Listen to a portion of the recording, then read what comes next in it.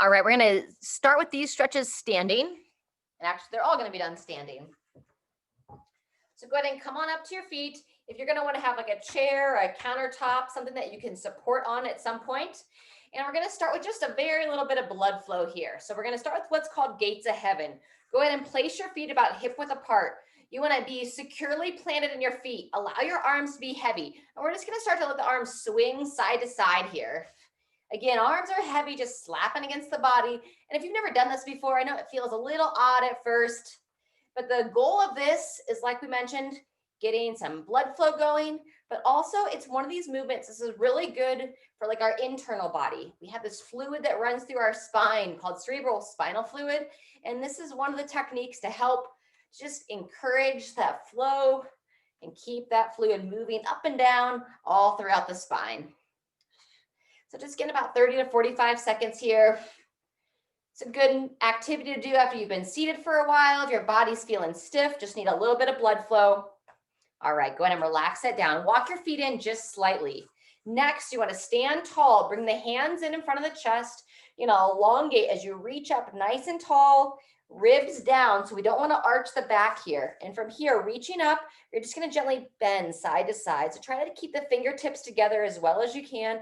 Not force anything, just bending to the side.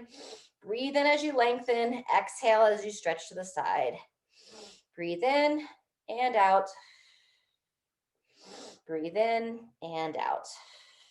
Very good. Go ahead and relax those arms down. Bring the arms up and across the body. A slight bend in those knees again. And now we're just going to swivel side to side, rotating the torso back to center. Turn to the other side. Back to center. As always, never force anything, just encouraging some gentle movement through that torso. And look with your head as well. So follow your torso, look over that shoulder. That one more time each way.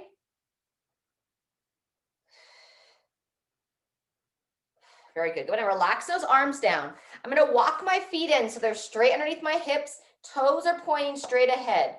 From here, hands on the thighs, slight bend of those knees, chin to the chest, and we're just going to gently slide the hands down the legs, allowing our back to round a little bit, but staying strong in the midsection. Find your bottom position. Just reach for the toes, and now breathe into the back.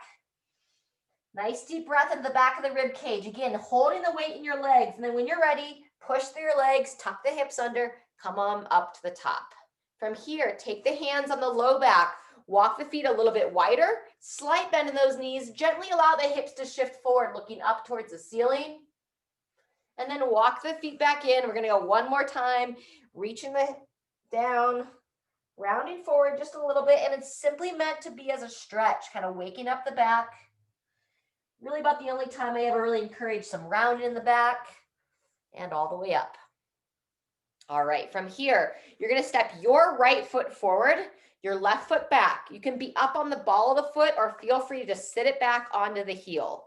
Next, you're gonna reach your arms up overhead, or if anything bothers you there, you can always go across the shoulders.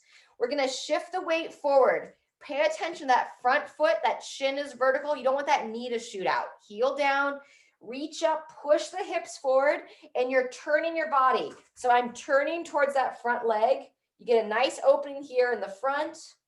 And as I shift, squeeze the glutes. So squeezing the backside, again, just gently rotating, opening up the hip flexors, opening the upper body.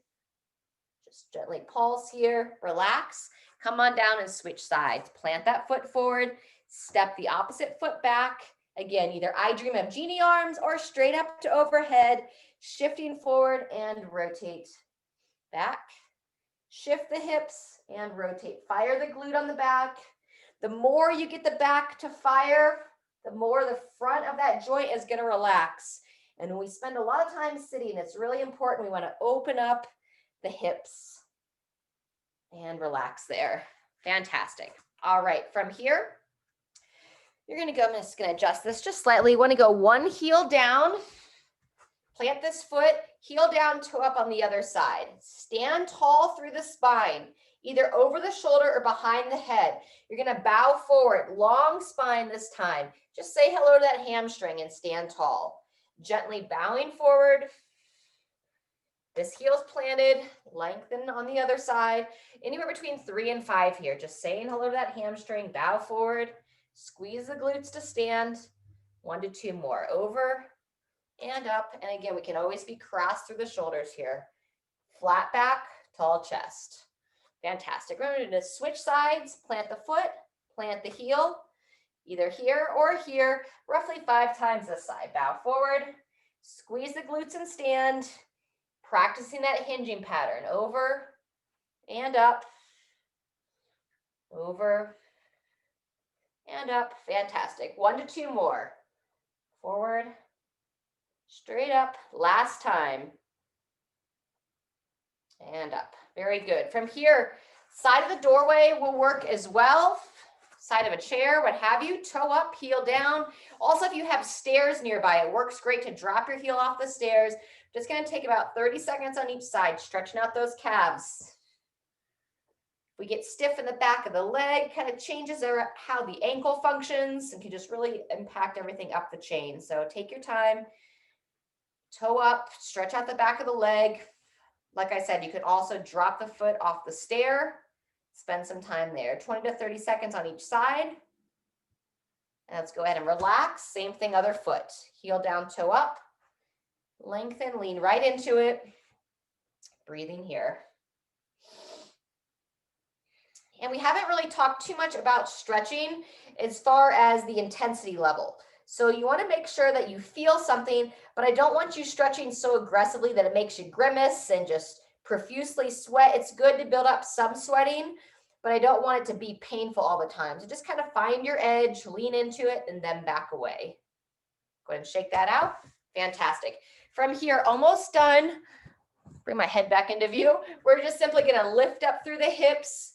Work simply, right? Try to grab that foot best you can, and we're working on stretching the quads, pulling the heel towards your glutes. We're going to hold this one 20 to 30 seconds, and you want to keep everything fairly in line. So you don't want to twist the leg around. Keep this thigh level and neutral.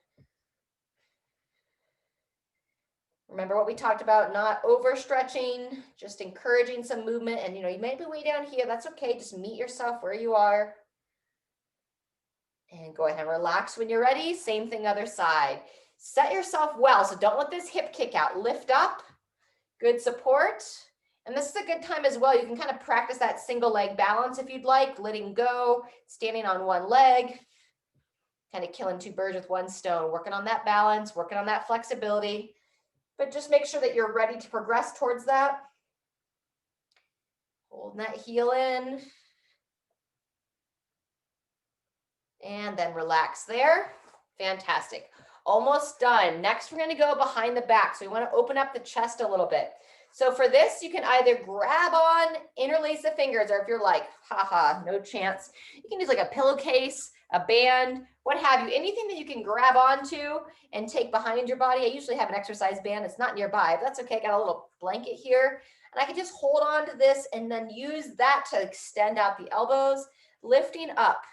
You can either stay here, or we can add a forward fold with this behind the back stretch where you're going to walk the feet out, keep your heels grounded, bend into your knees, and then you send the hips back, bow forward, start to bring the arms over your head, and we can rotate side to side, shift to one side, shift to the other, and that can be done whether you're in that bent over position or you're standing tall.